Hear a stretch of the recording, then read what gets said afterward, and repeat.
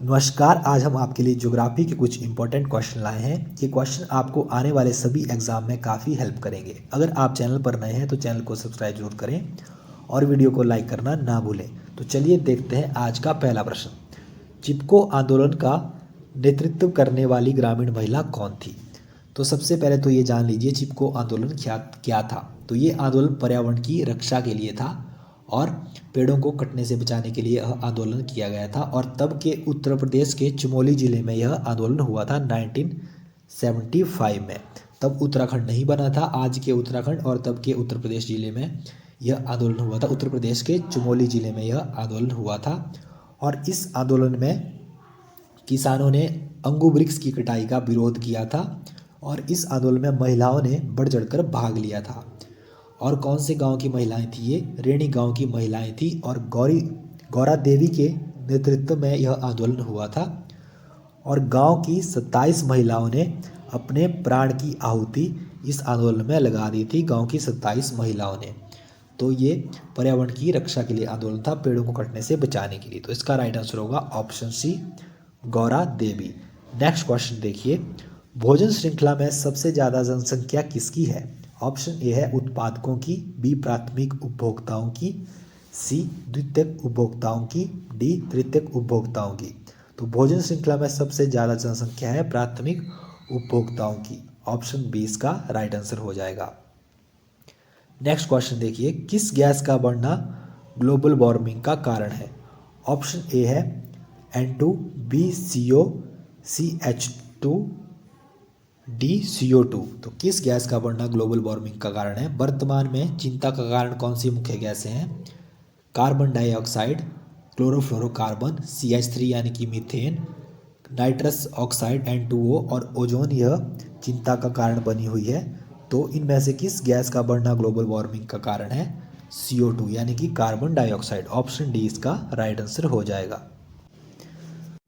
वायुमंडल में ग्रीन गैसों के उत्सर्जन को कम करने के लिए कई प्रयास किए गए हैं। अंतर्राष्ट्रीय स्तर पर भी कई प्रयास किए गए हैं और इनमें से सबसे महत्वपूर्ण है क्योटो प्रोटोकॉल। तो यहाँ से क्वेश्चन बनता है कि क्योटो प्रोटोकॉल कब हुआ? तो क्योटो प्रोटोकॉल कब हुआ? क्योटो प्रोटोकॉल हुआ जिसकी उद्घोषणा कब हुई? 1997 में यह समझौता हुआ, क्योटो प्रोटोकॉल हुआ 1997 में। तो इसको भी आप याद रखिएगा। नेक्स्ट क्वेश्चन देखिए, धान के खेत किस हरित गृह गैस के प्रधान स्रोत हैं? तो धान के खेत किसके प्रधान स्रोत हैं? ऑप्शन ए है methane, B carbon dioxide, C nitrous oxide, D इनमें से कोई नहीं। तो धान के खेत किस हरित गृह गैस के प्रधान स्रोत हैं? ये है मीथेन के। ऑप्शन इसका राइट आंसर हो जाएगा मीथेन, CH3 के ये प्रधान स्रोत हैं। नेक्स्ट क्वेश्चन देखिए, ओजोन परत को कौन नुकसान पहुंचाता है? ऑप्शन ए है क्लोरोफ्लोरोकार्बन, बी कोबाल्ट, सी पारा, डी ऑक्सीजन। तो ओजोन परत को कौन नुकसान पहुंचाता है? क्लोरोफ्लोरोकार्बन ओजोन परत को नुकसान पहुंचाती है। तो इसको आप याद रखिएगा। ऑप्शन ए इसका राइट आंसर हो जाएगा क्लोरोफ्लोरोकार्बन। नेक्स्ट क्वेश्चन देखिए, 1987 का मॉन्ट्रियल प्रोटोकॉल किससे संबंधित है? ऑप्शन ए है निशस्त्रीकरण से, बी पर्यावरण से, सी मुक्त व्यापार से, डी आतंकवाद के विरुद्ध संघर्ष। तो ये किससे संबंधित है? ये था पर्यावरण से संबंधित था 1987 का प्रोटोकॉल। तो इसको आप याद रखिएगा, पर्यावरण से यह संबंधित था। ऑप्शन बी इसका राइट आंसर हो जाएगा, पर्यावरण से संबंधित था। तो अन्य प्रोटोकॉल के बारे में भी जान लीजिए आप। अन्य कौन कौन से प्रोटोकॉल हुए थे? जैव विविधता संबंधी सम्मेलन कौन कौन से हुए थे? विश्व विरासत संधि हुई थी 1972 में। क्योटो प्रोटोकॉल जैसे कि मैंने आपको बताया ये हुआ था 1997 में, क्योटो प्रोटोकॉल हुआ था। और कार्टाजेना प्रोटोकॉल कब हुआ था? कार्टाजेना प्रोटोकॉल हुआ था 2000 में। याद रखिएगा, कार्टाजेना प्रोटोकॉल हुआ था 2000 में। और नागोया प्रोटोकॉल कब हुआ था? नागोया प्रोटोकॉल था 2010 में। 2010 में नागोया प्रोटोकॉल। और विश्व विरासत संधि मैंने आपको बता दिया। जैव विविधता संधि कब हुई थी? 1992 में जैव विविधता संधि हुई थी। तो इस तरह से आप याद रखिएगा। तो मॉन्ट्रियल प्रोटोकॉल 1987 में हुआ था और किससे संबंधित था? पर्यावरण से संबंधित था। Option B. नेक्स्ट क्वेश्चन देखिए, चंद्रमा की रोशनी को धरती तक पहुंचने में कितना समय लगता है? ऑप्शन ए है 0.85 सेकेंड, बी 1.3 सेकेंड, सी 0.96 सेकेंड, डी 1.50 सेकेंड। तो इसका राइट आंसर क्या होगा? इसका राइट आंसर होगा 1.3 सेकेंड। तो चंद्रमा के बारे में थोड़ा सा और डिटेल में जान लेते हैं। चंद्रमा की सतह का अदृश्य भाग कितना है? तो चंद्रमा की सतह का अदृश्य भाग है 41%। चंद्रमा की सतह का अदृश्य भाग है, और जैसा कि मैंने बताया 1.3 सेकेंड चंद्रमा के प्रकाश को धरती तक पहुंचने में लगते हैं। और चंद्रमा के उच्चतम जो पर्वत है उसकी ऊंचाई कितनी है? तो चंद्रमा का जो उच्चतम पर्वत है उसकी ऊंचाई है 35,000 फीट। चंद्रमा का जो उच्चतम पर्वत है उसकी ऊंचाई है। तो इस तरह से इन चीज़ों को आप याद रखिएगा। अब बात करें कि चंद्रमा का व्यास कितना है, तो चंद्रमा का व्यास है 3,476 किलोमीटर। 3,476 किलोमीटर चंद्रमा का व्यास है। तो इस तरह से आप इसको याद रखिएगा। चंद्रमा की घूर्णन अवधि कितनी है, यानी कि चंद्रमा अपने अक्ष पर घूमने के लिए कितना समय लेता है? पूरे अक्ष पर घूमने के लिए अपने पूरा जो चक्कर काटने में कितना समय लेता है? 27 दिन 7 घंटे 43 मिनट और लगभग 12 सेकंड चंद्रमा अपने अक्ष पर पूरा घूर्णन के लिए, पूरा चक्कर लगाने के लिए समय लेता है। और चंद्रमा पृथ्वी के चारों ओर घूमने की अवधि कितनी है, यानी कि परिभ्रमण काल इसका कितना है? तो 27 दिन 7 घंटे 43 मिनट और 11.47 इसका चंद्रमा का पृथ्वी के चारों ओर घूमने की अवधि काल है। तो ये भी आप याद रखिएगा। नेक्स्ट क्वेश्चन देखिए, धरती के समान वातावरण वाला एकमात्र उपग्रह कौन सा है? ऑप्शन ए है डिमास, बी टाइटन, सी चंद्रमा, डी गैनोमोड। तो इसका राइट आंसर क्या हो जाएगा? इसका राइट आंसर होगा ऑप्शन बी। इसका राइट आंसर हो जाएगा Titan, option B Titan. Next question देखिए, किस ग्रह को सुबह और संध्या का तारा नाम से जाना जाता है? ऑप्शन ए है बुध, बी शनि, सी शुक्र, डी मंगल। तो किस ग्रह को सुबह और संध्या का तारा के नाम से जाना जाता है? शुक्र ग्रह को सुबह और संध्या का तारा के नाम से जाना जाता है। ऑप्शन सी इसका राइट आंसर होगा, शुक्र ग्रह। नेक्स्ट क्वेश्चन देखिए, पृथ्वी से मंगल तक का सफर कितने किलोमीटर है? ऑप्शन ए है 666 million kilometre, B 777 million kilometre, C 888 million kilometre, D 999 million kilometre. पृथ्वी से मंगल तक का सफर कितना है? 666 मिलियन किलोमीटर। ऑप्शन ए इसका राइट आंसर हो जाएगा, 666 मिलियन किलोमीटर।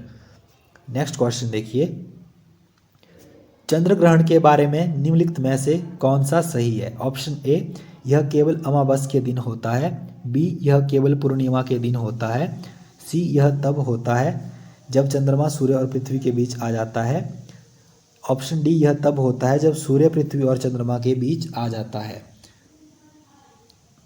तो इसका राइट आंसर क्या होगा? इसका राइट आंसर हो जाएगा ऑप्शन बी, यह केवल पूर्णिमा के दिन होता है। ऑप्शन बी इसका राइट आंसर हो जाएगा, यह केवल पूर्णिमा के दिन होता है। चंद्र ग्रहण के बारे में थोड़ा सा डिटेल में जान लेते हैं। चंद्र ग्रहण होता कब है? जब पृथ्वी सूर्य और चंद्रमा के बीच आ जाती है तो सूर्य की रोशनी संपूर्ण चंद्रमा पर नहीं पड़ती। इसको आप ध्यान से सुनिएगा। जब पृथ्वी सूर्य और चंद्रमा के बीच आ जाती है तो सूर्य की संपूर्ण रोशनी चंद्रमा पर नहीं पड़ती और इसे चंद्र ग्रहण कहते हैं। और चंद्र ग्रहण हमेशा पूर्णिमा यानी कि फुल मून की रात्रि को होता है, जैसे कि मैंने आपको बताया। परंतु प्रत्येक पूर्णिमा को चंद्र ग्रहण नहीं होता, ये भी आप याद रखिएगा। जरूरी नहीं है कि हर पूर्णिमा को चंद्र ग्रहण होगा, परंतु प्रत्येक पूर्णिमा को चंद्र ग्रहण नहीं होता है, क्योंकि चंद्रमा और पृथ्वी के कक्षा का जो पथ होता है उसमें 5 डिग्री का अंतर होता है। नेक्स्ट क्वेश्चन देखिए,